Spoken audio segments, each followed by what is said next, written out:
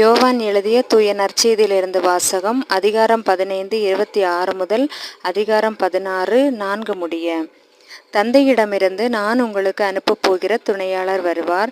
அவரே தந்தையிடமிருந்து வந்து உண்மையை வெளிப்படுத்தும் தூய ஆவியார். அவர் வரும்போது என்னை பற்றி சான்று பகர்வார். நீங்களும் சான்று பகர்வீர்கள், ஏனெனில் நீங்கள் தொடக்கம் முதல் என்னோடு இருந்து வருகிறீர்கள். நீங்கள் நம்பிக்கை இழந்து விடாதிருக்க இவற்றையெல்லாம் உங்களிடம் சொன்னேன்.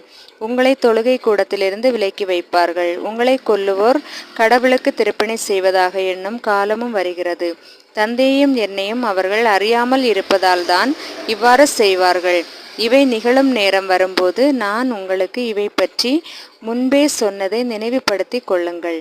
இதற்காகவே இவற்றை உங்களிடம் கூறுகிறேன்.